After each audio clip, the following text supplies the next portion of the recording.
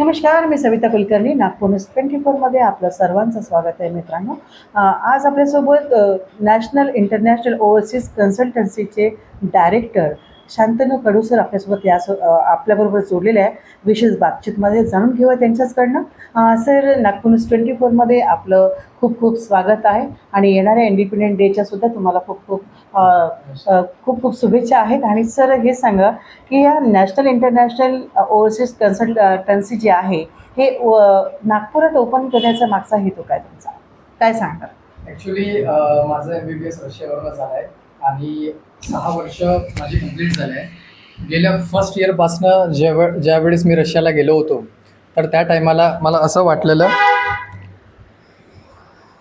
मध्ये जे पण मला अडचणी आल्या, जे पण प्रॉब्लेम्स आले, तर बरेच स्टुडंटला मी भेटलो, त्यांचे रिव्ह्यूज घेतले, त्यांची प्रॉब्लेम जाणवली. आणि युनिव्हर्सिटीमध्ये कसं जे पण स्टुडंट्स यायचे त्यांना मी घ्यायला जायचो त्या युनिव्हर्सिटीचा एक इन्चार्जच्या तौरमध्ये.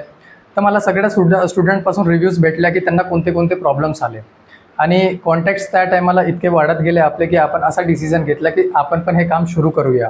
काम सुरू करण्याचा मागचा उद्देश म्हणजे हाच की जे पण माझ्या मागचे कलिग्स येणार, जे पण स्टुडंट्स येणार, त्यांना प्रॉपरली आपण मार्गदर्शन देऊ शकू, त्यांना कोणतं पण प्रॉब्लेम नाही आला पाहिजे, त्यांचे सर्व काम प्रोफेशनली आणि चांगलं एक सोफिस्टिकेटेडली झालं पाहिजे. दुसरी गोष्ट, फायनान्सवरून बरेच पॅरेंट्स लोक इतके प्रॉब्लेममध्ये राहतात, त्यांना खूप सारे असे प्रॉब्लेम्स येतात की आपण पैसे कोणाच्या हातामध्ये द्यायचे. आता माझा एक्सपिरियन्स असा राहिला की आपण कन्सल्टन्सीतर्फे जातो तर बरेच कन्सल्टंट असे राहतात की ते जे पण फायनान्स आपल्या स्वतः हँडल करतात, बट लाखो रुपये आपण कोणावर भरोसा ठेवून देणं म्हणजे हे खूप मोठी गोष्ट राहते. तर आपण एक असा मार्ग काढतो त्याच्यामध्ये की चला, तुम्ही ते जितके पण तुमचे फीज आहे ते युनिव्हर्सिटीला द्या, आम्ही तुमचं फक्त काम करू, तुमची फीज पण युनिव्हर्सिटीला जाईन, सगळं तुमचं काम आम्ही करून टाकू. तर या दृष्टिकोनातून आमचं हे कंपनीचं आपण स्थापना केली आणि आता हे चालत आहे गेल्या 6 वर्षापासून.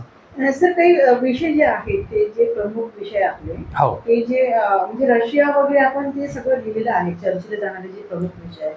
तर हे म्हणजे कसं काय, म्हणजे रशिया, अफगाणिस्तान, म्हणजे उझबेकिस्तान, हे सगळं आपण मांडलेलं आहे या विषयामध्ये. तर पोरांना कसं काय, म्हणजे प्रवेशाची संधी कशी काय आपण या कन्सल्टन्सीमध्ये देणार? म्हणजे प्रवेशाचे म्हणजे कसे? तुम्ही जे मुख्य जे लिहिले आहे ना की प्रमुख विषय जे आहे, रशिया आहे आणि कझाकस्तान आहे, उझबेकिस्तान आहे, जॉर्जिया आहे, ही जे आपण सगळे मेन उद्देश जे मांडलेले आहे, विषय मांडलेले आहे, ती कशा पद्धतीचे राहणार आहे वैद्यकीय विद्यापीठांमध्ये प्रवेशाच्या संधी? बरं, आता कसं आहे, आपल्याला जेव्हा MBBS करायचं आहे तर Russia, Kazakhstan, Uzbekistan, Kyrgyzstan, Georgia हे प्रॉपर MBBS साठी बेस्ट याच्यासाठी राहतात. कारण की इकडे जे पण आपण जेव्हा MBBS साठी प्रवेश घेतो तर आपलं स्वस्त पैशांमध्ये होऊन जाते. जास्तीत जास्त आपला पूर्ण 6 वर्षाचा बजेट आपण 30 ते 35 लाखमध्ये, 40 लाखमध्ये कव्हर करू शकतो. आता अजून एक प्रश्न याच्यामध्ये येतात की आपण रशिया, कझाकिस्तान हे 5 देश सोडून लंडनमध्ये का नाही जाऊ, USA मध्ये का नाही जाऊ, दुबईमध्ये का MBBS नाही करू, जर्मनीमध्ये का नाही करू? तर याचं मागचं कारण म्हणजे जेव्हा स्टुडंट इकडे नीट देतात त्यांना कमी मार्क मिळते, म्हणून आपण हा एक ऑप्शन काढतो की आपल्याला अब्रॉडमध्ये जाऊन MBBS करायचं आहे. बट आपण जेव्हा ऑप्शन ठेवतो लंडनची, अमेरिकाची, तर तेव्हा आपल्याला प्लॅब एक्झाम, USMLE एक्झाम हे सर्व एक्झाम द्यावं लागतं. हे पण फार कठीण एक्झाम असते. आणि जर आपण डायरेक्ट प्रायव्हेट कॉलेजेसमध्ये जर आपण ॲडमिशन करतो म्हटलं तर ते करोड प्लस जाते. तर करोड रुपये जर लंडनमध्ये द्यायचं आहे तर त्याच्यापेक्षा इंडियामध्ये ॲडमिशन केलेलं ना बरं का? म्हणून आपण हे 5 देश निवडले आहे ज्याच्यामध्ये आपण सोफिस्टिकेटली ॲडमिशन करतो आणि कमी पैशामध्ये होऊन जाते. आणि या 5 देशाची जितके पण युनिव्हर्सिटीज आहे ते त्यांची जेव्हा आपल्याला डिग्री मिळतं तर ते 79+ कंट्रीजमध्ये व्हॅलिड आहे, इन्क्लुडिंग इंडिया. फक्त इंडियामध्ये FMG द्यावं लागतं. म्हणजे मुलांकडून काय ॲडमिशन फीज घेणार आहे? याच्यामध्ये फीज असं नाही राहत की आपण एक रिस्पेक्टिव्ह अमाऊंट शोधली आहे.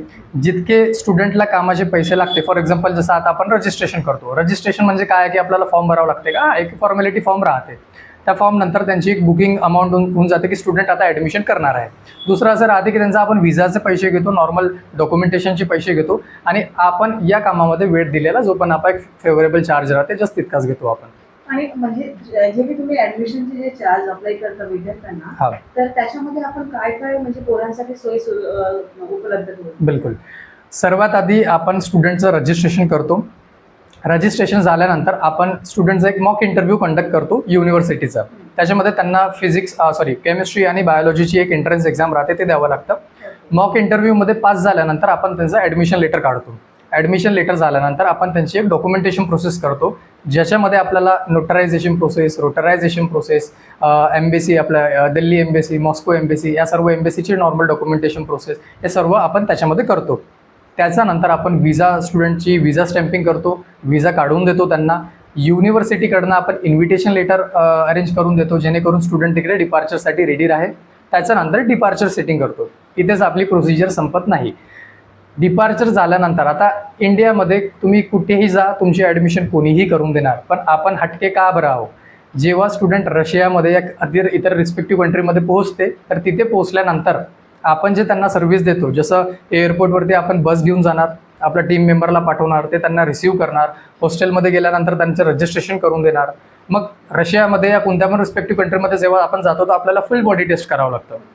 फुल बॉडी टेस्ट झाल्यानंतर मग त्यांचं मेस अरेंजमेंट करून देतो. त्यांचा एक दिवसाचा आमचा कॅम्पस टूर राहते, त्यांना सर्व रूल्स रेग्युलेशन सांगतो आम्ही त्या टूरमध्ये, आणि त्यांचे जितकं पण सेटलमेंट आहे त्यांना बँक खाता, सिम कार्ड हे सर्व प्रोव्हाइड करतो. आणि 6 वर्षामध्ये जर त्यांना कोणती पण अडचण आली तर ते डायरेक्टली कॉल करू शकते. आमचे मॅनेजर्स तिथे बसले आहे, तिथे त्यांना भेटू शकते आणि आपली प्रॉब्लेम सांगू शकते. ओव्हरसीज कन्सल्टन्सीज MBBS अब्रोड आपल्याला नागपुरातच का उभं राहावं असं वाटलं? काय तुम्ही रशियात होतात आणि रशियामधून सुद्धा आपण एज्युकेशन हायली घेतलेलं आहे, आणि ही कन्सल्टन्सी आपण नागपुरातच उभा राहावं असं का आपण दिवास्वप्न घेतलं? बिलकुल. याचं मागचं एक खूप मोठं रिझन म्हणजे असं की प्रॉपर मी नागपूरवरनं बिलॉंग करतो. फर्स्ट रिझन हे. दुसरं रिझन असं आहे की मी MBBS करायला गेलो, मला कमी मार्क होते, या माझी कशी इच्छा होती की मला GMCमध्ये लागायचं होतं, बट कमी मार्क असल्याने मी GMCमध्ये नाही लागू शकलो, तर मला रशियाचे गव्हर्नमेंट मेडिकल युनिव्हर्सिटीमध्ये जावं लागलं.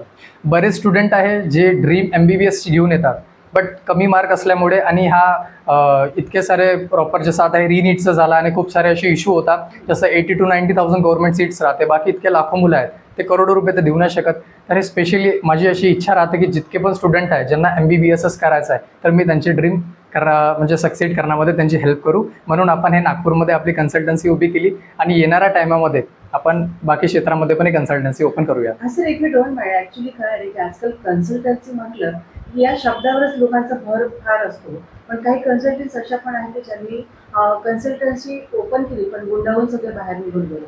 पण आपली कन्सल्टन्सी ज्या पद्धतीने एक विश्वास दाखवते ते पोरांना तर परवडेलच, आणि आतापर्यंत किती ॲडमिशन्स आपल्याकडे आलेले आहेत?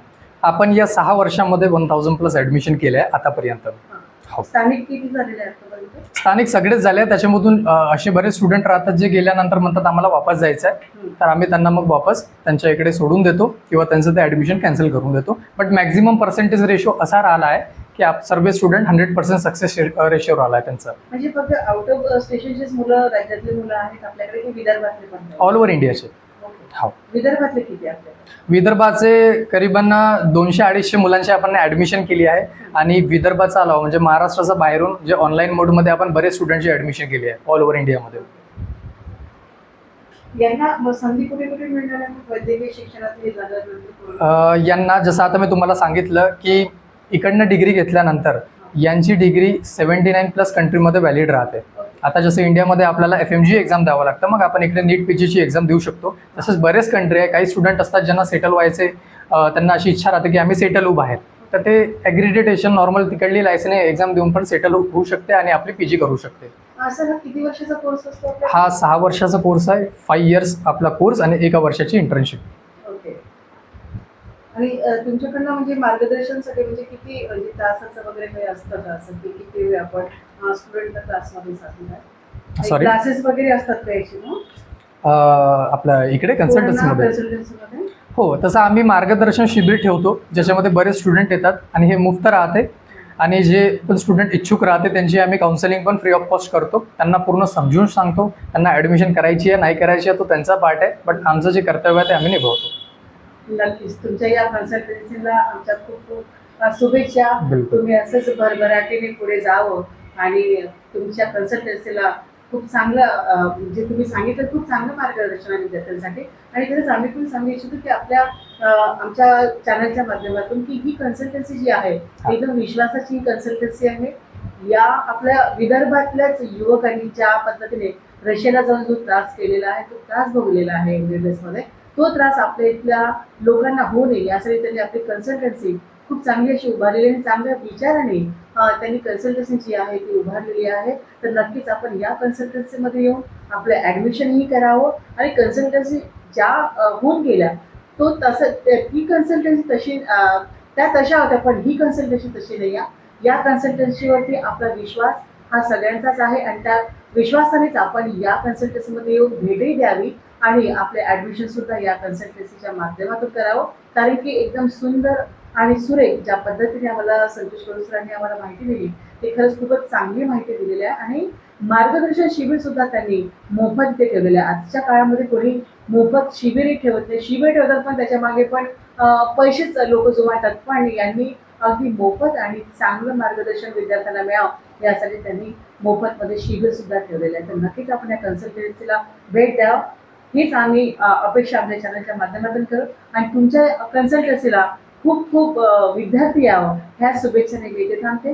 मी सरिता कुलकर्णी, नागपूर 24 करता, नागपूर, महाराष्ट्र. सर नागपूर 24 कडनं मी सरिता कुलकर्णी परत एकदा आपल्याला आपल्या समोर येते आणि पुन्हा येत्या 15 ऑगस्टला आपलं स्वातंत्र्य दिन मोठ्या जोमानेच होणार आहे. कारण की आपल्या स्वातंत्र्याला आता 76व्या वर्षी आपण पदार्पण करणार आहोत आणि त्या अनुषंगाने आपल्यासोबत संतोष कडू सर कन्सल्टन्सीचे national international consultancy abroad overseas consultancy study MBBS अबोर्डचे जोडलेले आहेत, डायरेक्टर आहेत ते. सर तुम्हाला तर खूप खूप शुभेच्छा येत्या 15 ऑगस्टच्या. काय सांगणार आपण, काय संदेश आपण जनतेला देणार आहात? या 15 ऑगस्टच्या दिवशी मी इतका संदेश देणार की जे आपल्या एज्युकेशनचं इम्पॉर्टन्स आहे ते लोक खूप चांगल्या याच्याने समजे आणि कोणते पण लोक अनएम्प्लॉईड नाही राहे, सर्व लोकांना सर्व फॅसिलिटीज मिळे, कोणी पण गरीब म्हणजे अशी फिलिंग नाही, सर्व आपले काय म्हणते त्यांना सर्वांचं पोट भरे, सर्वांना शेल्टर मिळे आणि जे पण माझी शुभेच्छा आहे की सर्वांचं भलं हो. 15 ऑगस्ट आहे, काय सांगतो? सॉरी, 15 ऑगस्टच्या निमित्ताने स्वातंत्र्य दिन आहे, काय संदेश आपण आपल्या नागरिकांना देणार नागपूरवासियांना? मी इतकाच संदेश देणार की आपल्या 15 ऑगस्ट जो हा एक दिवस आहे, आपण असं म्हणतो, आता me on the other hand एक असा पॉईंट बोलू की या भारत देशामध्ये जितके पण म्हणजे असे लोक आहेत ज्याच्यामध्ये खूप सारे प्रॉब्लेम्स होतात, असे दंगे होतात, तर सर्व रियुनाईट राहे, कधी पण कोणता पण धर्म आणि कोणत्या पण पक्षाचा असा साथ न देऊन आपलं एक युनिटीनी राहे, कोणते पण असे भांडणं ना हो, एक फेवरेबल आपला भारत देश राहे. जसा आपल्या भारताला आधीच्या टाईममध्ये जसा आपला भारत देश स्वतंत्र झाला होता ते पण एक युनाईट होऊन झाला होता, हे युनिटी लास्टपर्यंत मेंटेन ठेवेल. नक्कीच नक्कीच. तुम्हाला आमच्या नागपूर 24च्या पूर्ण युनिटकडनं तुम्हाला येत्या 15 ऑगस्टच्या भरपूर शुभेच्छा.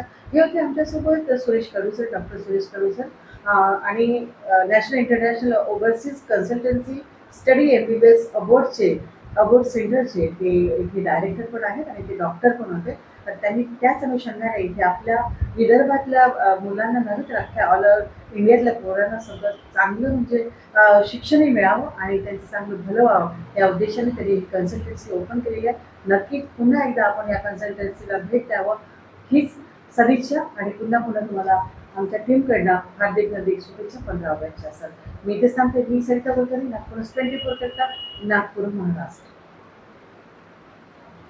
इथे उपस्थित सर्व पत्रकार बंधू भगिनी यांना माझा नमस्कार. आणि आमचं कंपनीचं नाव नॅशनल इंटरनॅशनल ओव्हरसीज आहे. सुरेश कडू सर आणि मी या नॅशनल इंटरनॅशनल ओव्हरसीज कंपनीचा डायरेक्टर आहे. माझं नाव डॉक्टर उमंग सुरेश कडू. मी माझं MBBS रशियावरनं केलं आहे. आमची जी कंपनी आहे नॅशनल इंटरनॅशनल ओव्हरसीज हे अब्रॉडमध्ये परदेशामध्ये स्टुडंटचे MBBSचे ॲडमिशन करतात. गेल्या मागच्या वर्षापासून 20 ते 25 लाख मुलं मुली नीटच्या परीक्षामध्ये बसतात. त्यांच्यामधून 80 ते 90,000 मुलं मुली स्टुडंट्स गव्हर्नमेंट मेडिकल कॉलेजमध्ये त्यांना ॲडमिशन भेटतात.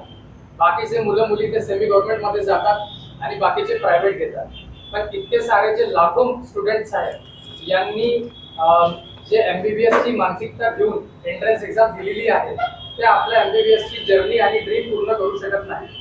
याकरिता आपला असा पर्याय आहे की आपण असा एक पर्याय शोधून काढलाय की स्टुडंट्स MBBS आपल्या परदेशामधून पण करू शकते.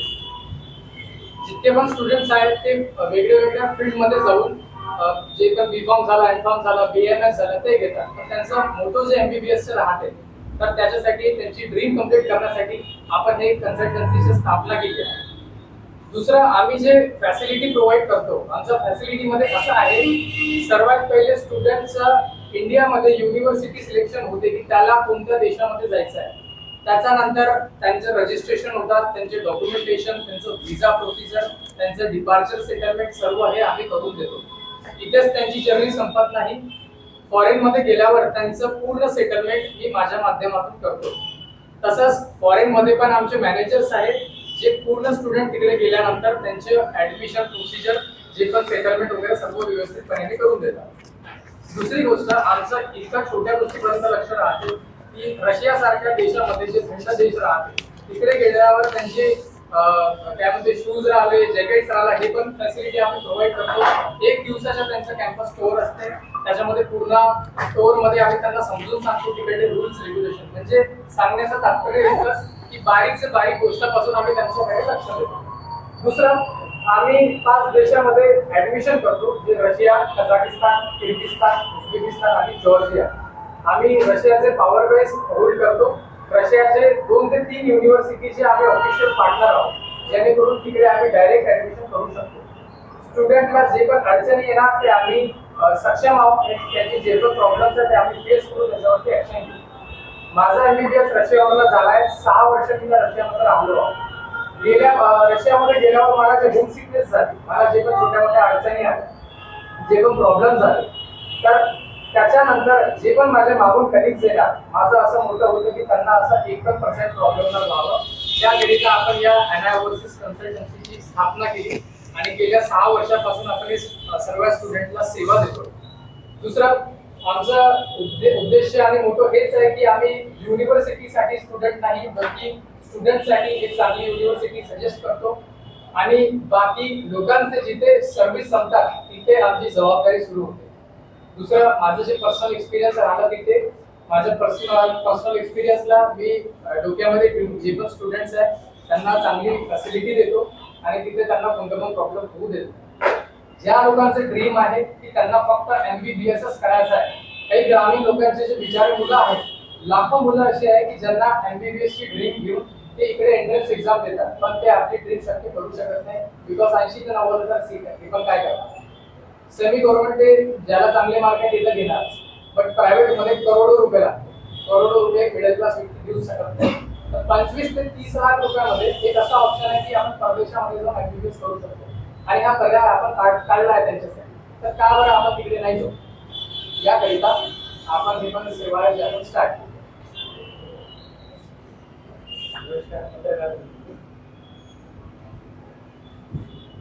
ज्यावेळेस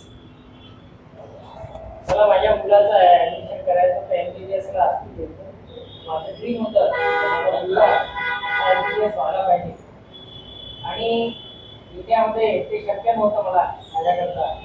आणि त्यावेळेस माझा जो अनुभव आला तर मी फॉरेनमध्ये ॲडमिशन कशी करायची. त्यावेळेस 6 वर्षाच्या अगोदर अशी परिस्थिती होती तर त्यावेळेस कन्सल्टन्सीज हा मोठमोठ्या शहरामध्ये पुन्हा मुंबई, कलकत्ता, दिल्ली अशा ठिकाणी कन्सल्टन्सी होत्या आणि नागपूरमध्येही काही कन्सल्टंट असतील त्यावेळेस होते. तर त्याबद्दल मला नंतर त्यावेळेची काही माहिती होती आणि जो अनुभव आला त्यावेळेचा हा विषय कोणत्याही प्रकारची माहिती जी अवेलेबिलिटी नव्हती, आज सामान्य माणसापर्यंत आली. त्यामुळे मला त्या गोष्टीचा जो त्रास झाला तर त्यावरून माझ्या डोक्यामध्ये अशी कल्पना आली आणि मला ते मिळवलं, कन्सल्टन्सी मिळवली. मला माझ्या मुलाचं ऍडमिशन केलं आणि ऍडमिशन करत असताना ज्या काही मला अडचणी आल्या आणि तिथे गेल्यानंतर सुद्धा ज्या काही अडचणी आल्या म्हणजे त्या ठिकाणी गेल्यानंतर आणि त्या अडचणीतून जो अनुभव आला त्या अनुभवाची पूर्तता आम्ही आमच्या या कन्सल्टन्सी या माध्यमातून लोकांपर्यंत पोहोचत आहे. आणि मुख्य उद्देश असा राहिला की आम्हाला येणाऱ्या अडचणी आणि या अडचणीतून आलेला अनुभव या आपल्या पॅरेंट्स आणि मुलांकरता कसा तो देता येईल तो आम्ही आमच्या कन्सल्टन्सी या माध्यमातून ही सेवा देण्याचा आम्ही प्रयत्न करत आहे. आपला कोणाचं काही यावरती विचारणा असतील काही डिटेल्स. नाही, तुम्ही आता म्हणजे हेच कसं निवडलं की आपण याला विद्यार्थ्यांना मार्गदर्शन करायचं आहे? सध्या आता जे चालू आहे प्रकरण, त्या अनुषंगाने लोकांचा विश्वास बसेल काय तुमच्या जे काही तुम्ही एज्युकेशन मार्गदर्शन करताय? काय सांगणार आहे? हा एज्युकेशनचा मार्ग आहे हा. त्यावेळेस मला सुद्धा म्हणजे अनुभव आला, कारण जो विश्वास आहे तो बसायला पाहिजे. तो विश्वास त्या माझा सुद्धा बसत नव्हता. परंतु एक ड्रीम होतं मनामध्ये, एक संकल्प होता आणि MBBS करायचं. या ठिकाणी नाही करू शकत, पण कुठे करायचं? फॉरेनमध्ये करायचं, अपग्रेडमध्ये करायचं. तर त्यानुसार आम्ही तो प्रयत्न केला आणि तो विश्वास ठेवा लागला. तो विश्वास आपला कन्सल्टन्सी या विषयावर आपला तो विश्वास ठेवा लागला. पुष्कळशा अडचणी आल्या का ज्यावेळेस आपण व्यवहार करताना आहे दुसरं ब्लाइंडनेस मध्ये असं वाटत तर आपण ब्लाइंडली व्यवहार करून राहिलो आहे. तर यावेळेस सुद्धा आपण विश्वास ठेवा लागला आणि विश्वास ठेवूया आणि त्या विश्वासाच्या याच्यावरून आम्ही ज्या मार्ग काढले आहे त्याचे पेमेंट्स जो सिस्टम आहे त्या एका दमाने आपण ₹1,00,000 त्यांना देऊन राहिलो. तो विश्वास कसा ठेवायचा हा प्रश्न आम्हाला सुद्धा आला होता, त्यावेळेस मला सुद्धा आला होता. म्हणून त्यानुसार आम्ही एक जो व्यवहारिक जो प्रश्न आला सर्वात महत्वाचा आहे तो व्यवहार करत असताना की आपल्याला अडचण जाते परंतु विश्वास बसत नाही. त्यामुळे आम्ही असं काही निवडलं तरी रजिस्ट्रेशन करायचं, तुम्हाला ऍडमिशन द्यायचं, तुम्हाला सर्व मार्गदर्शन आम्ही देतो. तो क्लायंटला आहे, तो स्टुडंटला आहे, सर्व माहिती आम्ही फ्री ऑफ कॉस्ट. त्याच्यावर जो वेळ जो आमचा खर्च होतो तो आम्ही त्याबद्दल कोणत्याही प्रकारचे आम्ही त्याचा फीस घेत नाही. दुसरी गोष्ट आहे का त्याचं ऍडमिशन ज्यापर्यंत त्याचे ऍडमिशन होत नाही, पहिली गोष्ट त्याचा सिलेक्शन, मग नंतर ऍडमिशन नंतर त्याची जे प्रोसेस आहे, विजा प्रोसेस आहे, पासपोर्ट प्रोसेस आहे, त्यानंतर त्याचं डिपार्चर आणि डिपार्चर केल्यानंतर डिपार्चर जेव्हापर्यंत होत नाही तेव्हापर्यंत त्या कोणत्याही क्लायंटचा, कोणत्याही स्टुडंटचा, कोणत्याही पॅरेंट्सचा त्या कन्सल्टन्सीला विश्वास असतो. जेव्हापर्यंत तो डिपार्चर आमचा मग आम्ही काय केलं तेव्हा शेवटी आहे तर पैसा मागते. तर आम्ही जो पहिलं रजिस्ट्रेशन करतो त्यावेळेस आम्ही 10,000 दिली. त्यानंतर त्याचा ऍडमिशन प्रोसेस सुरू करतो. ऍडमिशन प्रोसेस त्या ऍडमिशन आल्यानंतर त्याची ऍडमिशन फीस करतो युनिव्हर्सिटीमध्ये प्रोसेस करतो. त्यावेळेस आम्ही त्याची नंतर पार्शियल पेमेंट घेतो. मग त्याची जी विजा प्रोसेस करतो, विजा प्रोसेसमध्ये आणि मग त्यानंतर आम्ही त्या ठिकाणी स्टॅम्पिंग होतो, विजा स्टॅम्पिंग, विजा प्रोसेस, विजा स्टॅम्पिंग, त्यानंतर आम्ही त्याचा पार्ट पेमेंट घेतो. आणि ज्यावेळेस ते डिपार्चर होते कम्प्लिटली त्याचा पूर्ण एक गोष्ट अशी आहे का कुणी जरी त्याचे ऍडमिशन झालेले असेल, ऍडमिशन झाल्यानंतर सुद्धा ज्यापर्यंत त्या युनिव्हर्सिटीचं तुम्हाला इन्व्हिटेशन येत नाही त्यापर्यंत आपण डिपार्चर करू शकत नाही. तर ते इन्व्हिटेशन हे सगळं महत्वाचं आहे. आणि ज्यावेळेस ते इन्व्हिटेशन येते त्या युनिव्हर्सिटीचं त्यावेळेस आपण त्या स्टुडंटचं डिपार्चर करतो. आम्ही जे पेमेंट्स जे आखणी केलेली आहे ती पार्शियल केली, पार्ट पद्धतीने. जेव्हापर्यंत त्याचा पूर्णतः होत नाही तर जनरली हा शेवटपर्यंत आहे तो विश्वास बदलत नाही. ज्यावेळेस तो त्याचा आपण प्रोसेस करतो पूर्ण आणि डिपार्चर या पोझिशनवर पोहोचतो त्यावेळेस आपण आहे त्याचा विश्वास. ॲज अ डायरेक्टर म्हणून तुम्ही जे करताय, पण तुम्ही म्हणता की MBBSला तर तसा भरपूर खर्च येतो विद्यार्थ्यांना, पण तुम्ही कमी खर्चात कसं काय करता? कारण की आजकालचे जे, if you don't mind, actually आजकालच्या ज्या कन्सल्टन्सीज आहेत त्या सगळं काही गोळा करतात आणि वाइंड अप करून निघून जातात. मग त्याच्यावर विश्वास विद्यार्थ्यांचा बसण्यासाठी तुमची काय योजना राहणार आहे? योजना आपली हेच राहिली आहे की जेव्हा स्टुडंट ॲडमिशन म्हणजे युनिव्हर्सिटी सिलेक्ट करतो की मला फॉर एक्झाम्पल रशियामध्ये जायचं आहे, तर आपण त्यांचं बजेट विचारतो की तुमचं बजेट किती आहे. ते म्हणणार की 6 वर्षामध्ये आम्ही 25 ते 30 लाख रुपये इन्व्हेस्ट करू शकतो. त्याच्या अंडरमध्ये युनिव्हर्सिटी सांगा.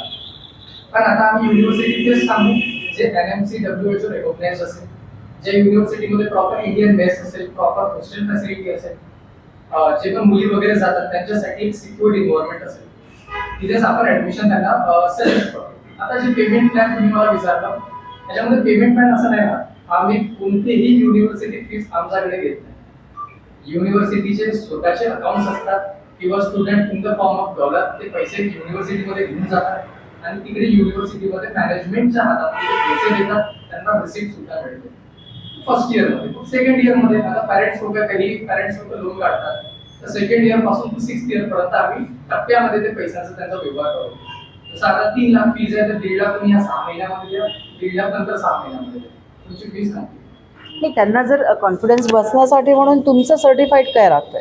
सर्टिफाईड आमचं काय आहे, आम्ही युनिव्हर्सिटीचं ऑफिशियल पार्टनर आहोत. युनिव्हर्सिटीने आम्हाला त्यांची एक 50% पार्टनरशिप दिली आहे, एक ऑफिशियल कॉन्ट्रॅक्टर बनवला आहे, ज्याच्यामध्ये थोडं काही आम्ही युनिव्हर्सिटीला देतो, काही ते त्याच्या पद्धतीने आम्हाला देतात, सर्व करतात. आमचा एवढा पॉवर बेस असते की कोणतेही डिसिजन जे आम्ही घेऊ ते युनिव्हर्सिटीला थोडे एक्सेप्ट करावं लागेल. स्टुडंटला जर कोणता प्रॉब्लेम आला आणि काही रूल्स रेग्युलेशन बदलायचे का असले तर तितका पॉवर आहे की आपण बदलू शकतो. ऑल ओव्हर वर्ल्डमध्ये किती देशांसोबत अप्लिकेशन आहे? 5 countries: Russia, Kazakhstan, Uzbekistan, Georgia आणि कझाकिस्तान. बहुतेक पॅरेंट्सना डॉलर किंवा बाकीच्या बाहेरच्या करन्सी आहे त्याच्यामध्ये खूप प्रॉब्लेम होतो आहे, ते कन्वर्ट करण्याला प्रॉब्लेम. त्याच्यात तुम्ही कशी हेल्प करता?